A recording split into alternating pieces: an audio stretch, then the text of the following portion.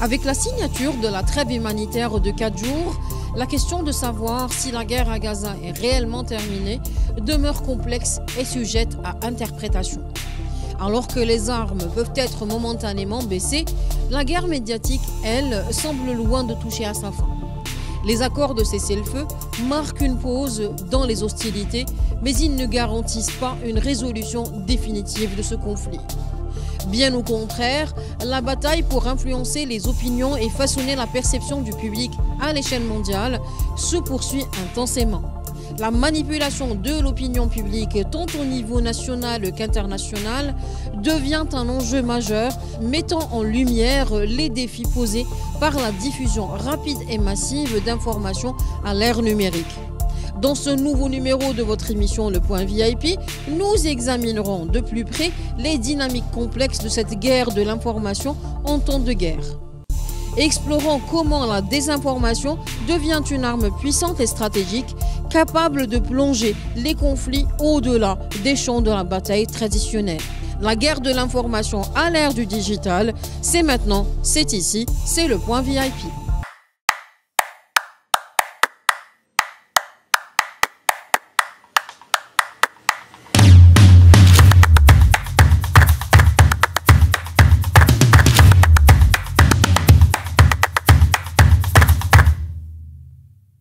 Bonsoir et bienvenue dans ce nouveau numéro de votre émission Le Point VIP, une émission 100% digitale proposée par votre quotidien El Watan.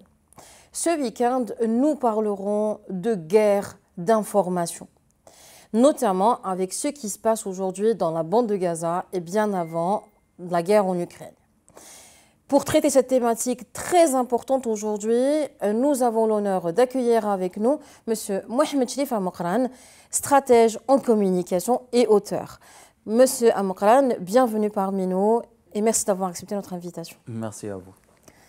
Alors, Monsieur Amokran, première question, c'est en relation avec ce qui se passe aujourd'hui dans la bande de Gaza et dans la campagne en fait, qui se passe aujourd'hui et cette guerre.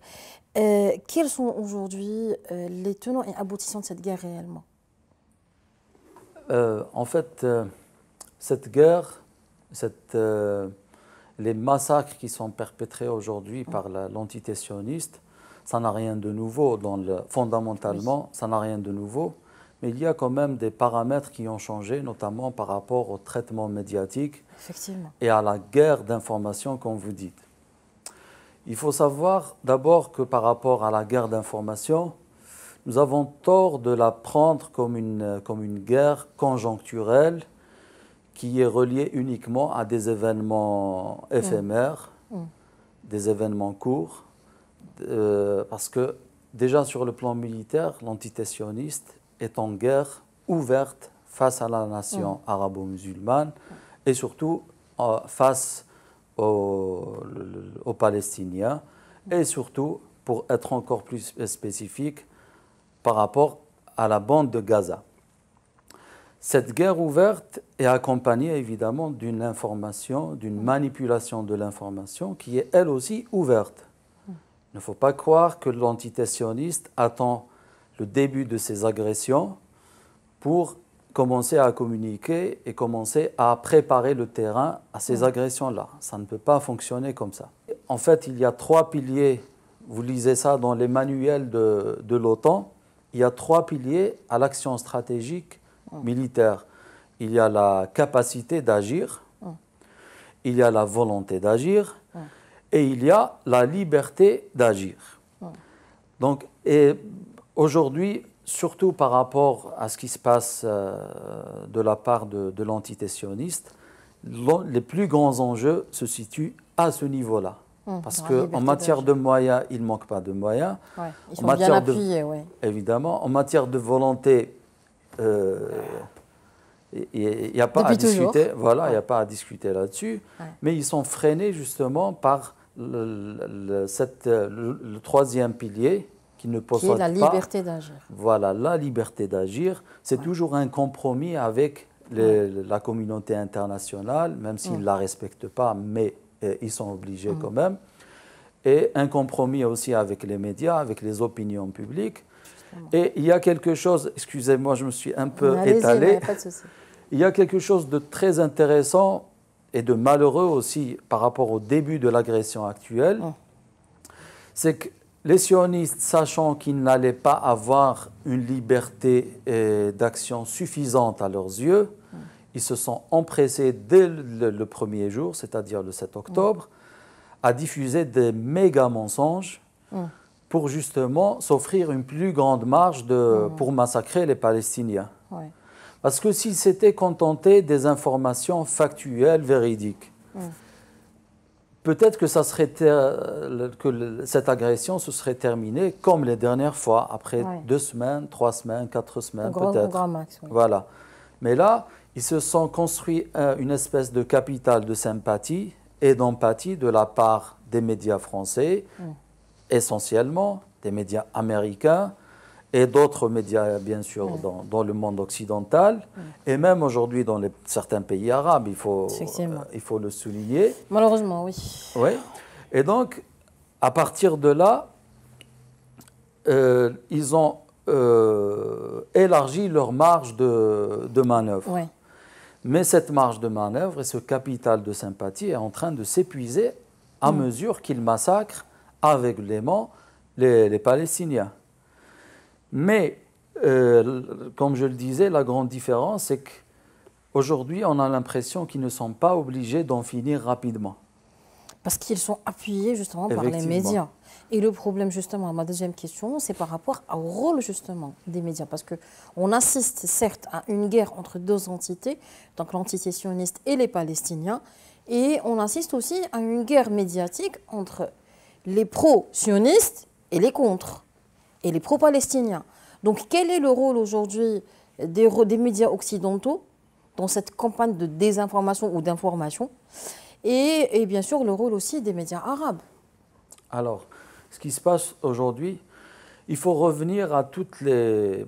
Bon, la guerre, comme je l'ai dit, elle est ouverte contre les Palestiniens. Elle ne s'est jamais interrompue. Il ne se passe pas un jour sans qu'il y ait des exactions, des injustices, des assassinats, des etc. emprisonnements d'enfants, voilà, contre les Palestiniens. Mais il y a des périodes où il y a une intensification. Il y a des pics, en fait. Voilà, des pics. Donc, il n'y a pas cette situation, comme je l'ai dit, elle n'est pas exceptionnelle. Alors, les médias, quand on regarde justement ces périodes de pics, comme vous dites, à chaque fois, qu'est-ce qui a arrêté les sionistes? C'est la pression de la communauté internationale. Effectivement. Pour que la communauté internationale bouge, il faut une pression des opinions publiques dans les pays les plus influents.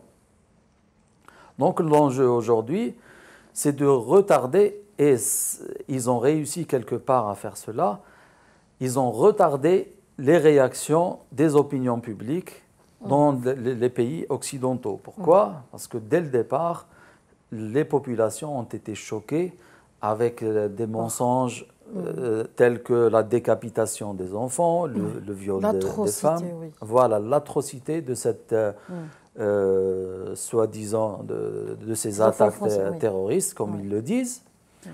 Et donc, ils ont un petit peu éloigné le seuil de la pression. Voilà, de la réaction des opinions publiques.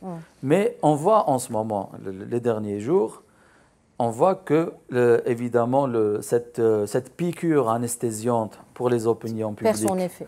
Voilà, elle commence à perdre progressivement son effet. Et aujourd'hui, le défi et l'enjeu, peut-être qu'on va en parler tout à l'heure, c'est d'arriver à cette maturité des opinions publiques le plus rapidement possible. Oui. Parce que ce que l'armée sioniste souhaite, c'est qu'ils savent très bien qu'à un moment donné, on va les arrêter grâce à la pression des opinions publiques, mais ils veulent que ce soit le plus loin possible. Donc l'enjeu stratégique, il se joue à ce niveau-là. Il y a aussi le rôle aussi des médias arabes. Évidemment. Alors, ils sont dans quel camp réellement? Les médias arabes, alors il ne faut pas les regarder dans un seul bloc. Nous avons des pays qui sont dans ce qu'on appelle la normalisation, qui n'a rien de normal en fait, qui sont dans la trahison de la cause palestinienne. Et il y a les autres pays. Le problème par rapport aux médias arabes, bon, dans les pays de la normalisation, la question ne se pose pas. Ils soutiennent la trahison de la cause palestinienne. Et ce qui se passe aujourd'hui, ce qui est dangereux, je pense, c'est qu'ils arrivent à coordonner leur discours. Pourquoi? Parce que dans une certaine chaîne, par exemple Al Jazeera, et dans d'autres chaînes arabophones, ça fait quelques années qu'on a commencé à donner la parole aux sionistes. Évidemment, en matière d'influence directe, quand vous écoutez par exemple le porte-parole de l'armée sioniste, il y a peu de chances que les gens qui sont convaincus par la cause palestinienne soient influencés par une telle personne ou par ses propos. Mais il y a ici deux pièges. Le premier, c'est que d'abord, on est en train d'occuper les jeunes arabes, les jeunes musulmans, dans un débat qui n'a aucune utilité. Stérile. Même si, parce que quand vous avez une personne en face de vous qui n'arrête pas de vous provoquer par des mensonges parfois ridicules, parfois révoltants, parfois absurdes, et que vous passez votre temps à lui répondre, à lui démontrer qu'il a tort, qu'il est en train de mentir, finalement, quel est l'objectif que vous allez atteindre? Rien en fait. On vous occupe seulement et on vous donne l'impression que vous êtes en train de lutter et que vous êtes en train de faire votre devoir.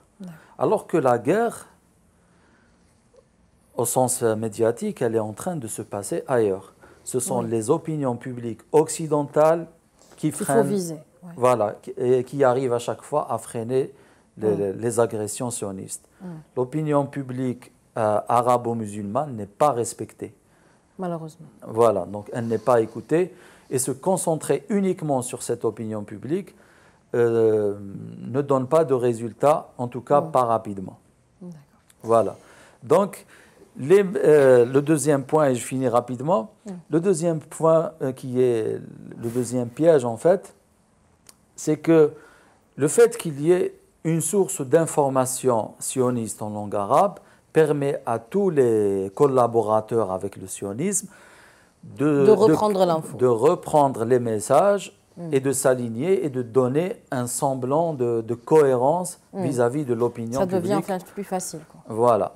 Ça facilite un peu la tâche. Exactement. Donc c'est pour ça que je suis de ceux qui considèrent que les porte-paroles de l'entité sioniste ne devraient jamais s'exprimer dans les médias arabo-musulmans. Il y a aussi cette campagne de désinformation, elle est aussi sur les réseaux sociaux. Donc il y a une véritable campagne de censure en fait sur les réseaux sociaux. D'ailleurs, le dernier geste qui a été fait, c'est la fermeture de la page Eye on Palestine, qui a été fermée sur les deux réseaux sociaux, donc sur Meta. Donc tous ces comptes sur Meta ont été fermés et également sur X, anciennement Twitter. Donc ça a été également fermé. Donc que pensez-vous justement de cette campagne et que peut-on faire après? Alors, on va laisser les actions après. On va d'abord comprendre pourquoi y a-t-il autant de censure. Eh bien, il faut quand même, je pense, en tout cas pour le moment, il faut différencier la plateforme X des plateformes de Meta. D'accord. Ils ne sont pas du tout dans la même ligne. Voilà, dans la même ligne, mais malgré qu'ils ont eu la même action en même temps. Voilà. La même journée, ils ont fermé les deux. Pourquoi? Parce que d'un côté, j'imagine qu'il y a eu des pressions en ce qui concerne Twitter. Oui. De l'autre côté, ils le font avec plaisir. Meta censure avec plaisir. Le propriétaire de Meta, Mark Zuckerberg, c'est un sioniste engagé qui a toujours mis toutes ses capacités, tout son pouvoir au service du sionisme. Donc la situation n'est pas la même. Plus dangereux que ça, en fait, c'est vrai que ce qui se passe, en fait, surtout sur les plateformes Meta, C'est qu'on vous laisse vous exprimer tant que vous n'avez pas d'influence, tant que vous n'avez aucune capacité d'être efficace dans votre communication. Mais du moment où vous arrivez à toucher un public, à avoir un impact réel, c'est là où les problèmes commencent. Donc c'est pour ça que j'imagine la décision a été prise de supprimer cette page et d'autres pages encore. Oui. Mais il y a quelque chose de plus insidieux et de moins visible. Bon, aujourd'hui, les gens arrivent à le sentir. C'est le jeu des algorithmes. Effectivement. Et là, c'est une censure automatique. C'est automatique, justement. Il y a une censure à tout bout de champ. Hein. Voilà. Genre, toute personne qui dit Palestine ou écrit le mot Palestine, il y a plusieurs mots. Il est directement. Il y a plusieurs mots qui sont aujourd'hui censurés. Donc, exactement.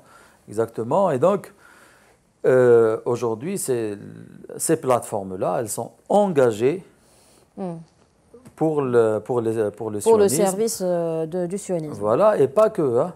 Pas que, parce que nous, en tant qu'Algériens, par exemple, à chaque occasion, lorsqu'il y a, par exemple, le 1er novembre ou le 5 juillet ou le 8 mai, on constate tous que les images qui dévoilent l'atrocité et le nazisme français sont aussi censurées. Donc tout ce qui est dans l'intérêt des populations arabo-musulmanes est censuré. Tout ce qui est au contraire nuisible, surtout pour les jeunes, comme les contenus insignifiants de la plupart des influenceurs, ce contenu-là, il est promu, il est encouragé. Oui, il passe à l'aise. Mais lorsqu'il s'agit d'un contenu où il y a une valeur ajoutée, il y a eu vraiment un truc, ça ne passe pas, il est censuré, il est carrément stoppé. Effectivement. Donc finalement, c'est voulu? Évidemment, c'est non seulement voulu, mais c'est planifié. Et il y a des moyens qui ont été mis au service de cette stratégie. Et ça ne dure pas depuis toujours. Enfin, ça dure depuis quand même plusieurs années. Lorsque les sionistes ont commencé à travailler sur ce volet-là et à le prendre très au sérieux, ça fait une dizaine d'années, je pense, peut-être un peu plus, je me souviens que j'avais vu un représentant des affaires étrangères sionistes sur un plateau télé. D'ailleurs, la vidéo, elle est toujours sur YouTube. Justement, il parlait de ça. Il expliquait les grands axes stratégiques que l'entité sioniste comptait développer pour lutter contre ce qu'ils appellent l'antisémitisme. Et à l'époque déjà, ils parlaient, bon, ils ne les nommaient pas comme ça, mais ils évoquaient l'utilisation des chatbots. Ce qu'on appelle chez nous un petit peu les mouches électroniques. Effectivement. Donc ça a commencé bien avant. Et si vous voulez, on pourra aborder cette question par la suite. Peut-on contourner les algorithmes? Surtout qu'il y a eu dernièrement une petite campagne de Palestiniens qui disait, si vous voulez vraiment parler de nous, ne mettez pas le mot Palestine, même avec des points à l'intérieur du mot, mais mettez la pastèque étant donné que c'est le fruit le plus produit en terre occupée. Est-ce que c'est une manière ça ne fonctionnera pas parce que en fait, tous les mots-clés sont mis à jour régulièrement. Toutes les techniques, les subterfuges qu'on arrive à trouver pour contourner, même si on n'y arrive pas vraiment. Hein. Alors, tous ces contenus-là sont détectés et ils sont censurés. Et justement, ce genre d'astuce, justement, il nous donne l'impression qu'on a des solutions, mais il n'y en a pas, et on est en train de perdre notre temps, en fait. Il y a eu aussi cette vidéo de Bessel Youssef. Je pense que tout le monde l'a vue, parce qu'elle a eu vraiment un grand succès, qui était avec Peace Morgan, si mes souvenirs sont bons. Exactement. Et il avait justement parlé de la question palestinienne, étant donné que lui, déjà, il est marié à une Palestinienne, qui avait justement évoqué, mais dans une manière qui était très sympa. Et est-ce que ça pourrait aussi être de bonne guerre, en fait, pour pouvoir lutter contre cette campagne de désinformation? Évidemment. En fait, Bassem Youssef, c'est un personnage très intéressant. Je l'ai observé déjà du temps où les frères musulmans étaient au pouvoir en Égypte. Il a fait un certain... Bon, il a choisi son camp, il a travaillé pour servir son camp politiquement. Mais ce qui est intéressant par rapport à Bassem Youssef, pourquoi il a eu tout ce succès? D'abord, c'est quelqu'un qui a une excellente maîtrise médiatique. Oui. Deuxièmement, c'est quelqu'un qui a déjà eu accès aux médias américains à travers son travail d'humoriste et à travers aussi la censure de son programme qui s'appelait El Barnamaj. Donc, c'était pour lui peut-être une occasion de se faire connaître comme celui qui a été censuré par le régime égyptien. Et donc, il avait quand même un terrain assez préparé. Deuxièmement, c'est quelqu'un qui est très, très imprégné par la culture médiatique américaine. D'ailleurs, il l'a raconté, ça fait plusieurs années, pour produire son émission, il est allé voir un Américain qui fait des shows aussi, dont j'ai oublié le nom, excusez-moi. Moi aussi, il m'échappe maintenant. Voilà. D'ailleurs, c'était son idole, d'ailleurs. Exactement. Donc, ils étaient d'ailleurs ensemble. Donc, c'est lui qui l'a introduit dans le monde des médias. Exactement. Et puis, il a même copié leur manière de préparer les émissions, leur manière de préparer le contenu, leur manière d'analyser l'actualité politique, etc. Donc c'est quelqu'un qui maîtrise les codes médiatiques et c'est pour ça qu'il a pu exploiter si efficacement la fenêtre qui lui a été ouverte. Et le fait qu'il soit humoriste, ça lui a permis d'envahir l'émission. Si c'était un homme politique... Ça aurait été déjà censuré directement. Donc même s'il n'avait pas été censuré, il aurait été un peu freiné parce qu'il doit avoir une certaine tenue, il doit avoir un certain comportement vis-à-vis du journaliste, etc. Mais Bassem Youssef s'est permis justement, parce qu'il est humoriste, d'envahir totalement l'émission et d'exploiter très efficacement l'espace qui lui a été offert. Et je pense qu'il a rendu un grand service à la cause parce que vu le nombre de millions, je pense, la première, déjà l'émission, elle a été vue, je pense, par 16 millions de personnes. Effectivement. Et par la suite, les vidéos ont été... Il y a eu aussi des reprises, c'est devenu carrément un trend sur les réseaux sociaux. Exactement. Alors, aujourd'hui, l'enjeu médiatique aujourd'hui est quoi exactement? La guerre se poursuit, les gens commencent à baisser un peu les bras. Donc il y a toujours le camp sioniste qui continue encore sa guerre. Est-ce qu'il y a lieu de faire quelque chose aujourd'hui et quel est l'enjeu? Alors l'enjeu, comme je l'ai dit tout à l'heure, c'est de raccourcir au minimum l'agression actuelle sur le plan temporel. Ça veut dire que pour la raccourcir, il faut que la mobilisation des opinions publiques à l'international atteigne sa maturité le plus tôt possible. Elle a déjà commencé à mûrir. D'ailleurs, même dans le langage du secrétaire d'État américain aux affaires étrangères, même dans son langage, il commence à introduire des termes d'empathie envers les Palestiniens. Donc, on voit un petit changement, mais ils sont en train de gagner du temps justement pour faire durer cette agression le plus longtemps possible.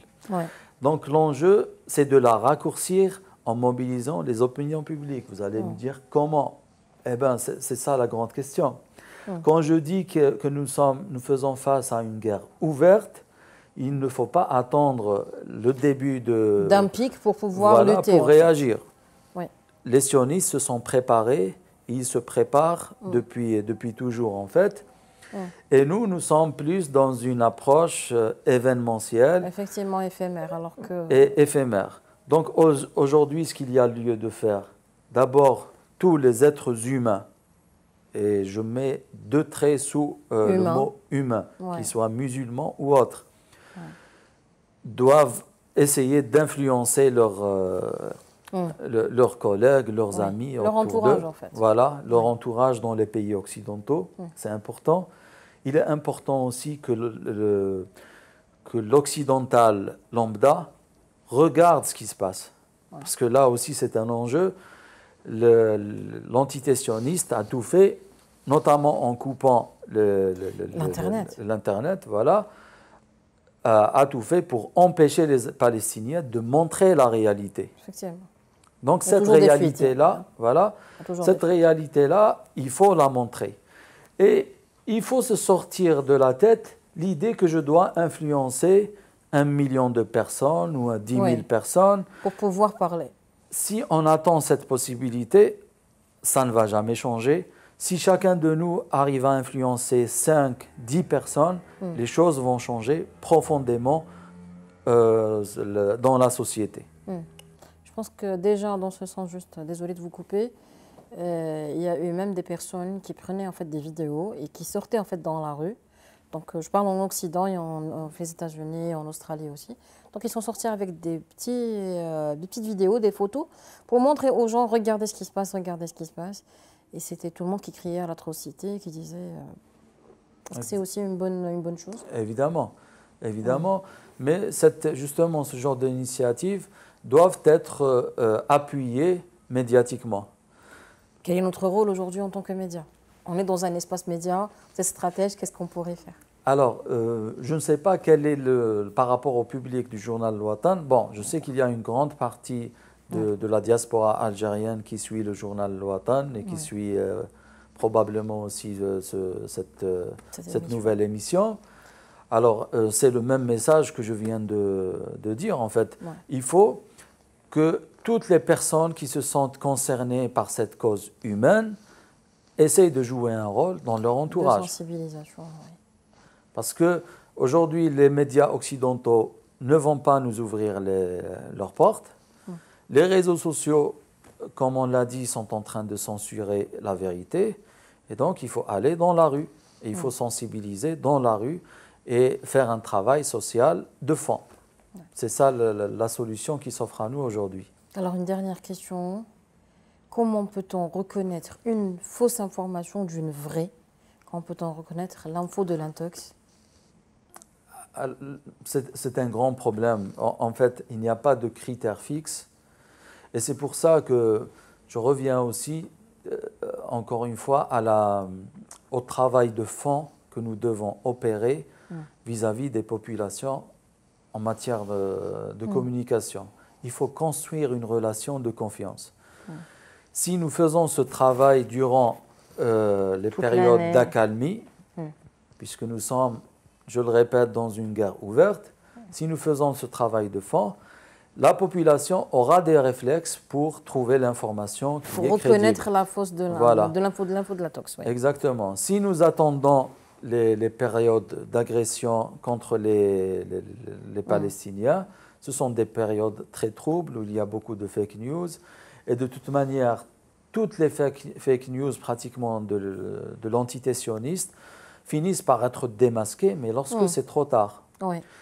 Et comme c'est une entité qui s'en fiche, excusez-moi pour l'expression, de son image, ce qui compte pour eux, c'est de réaliser des objectifs maintenant sur le terrain. Parce que ce qu'ils gagnent sur le terrain, ils ne vont plus le perdre, en tout cas pas à court terme, pour des raisons juridiques ou médiatiques. Donc il faut être prêt pour mener une lutte acharnée au moment des agressions, parce que le temps est court. Nous n'avons même pas le temps de planifier notre communication, que c'est fini. Généralement pour les fois passées.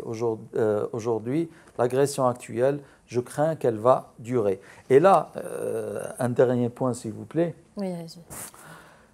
Je voudrais dénoncer une erreur ou bien une faute de la part de très nombreux analystes dans les chaînes arabes, peut-être par ignorance ou peut-être par complicité, qui nous répètent à chaque agression que l'armée sioniste ne peut pas faire la guerre plus de 2 semaines, 3 semaines, parce que c'est une armée qui n'a pas la capacité de mobiliser. Ça, c'est faux. On veut nous faire croire ça pour nous empêcher de nous concentrer sur le vrai enjeu, qui est l'opinion publique internationale. C'est toujours l'opinion publique internationale qui arrête la guerre.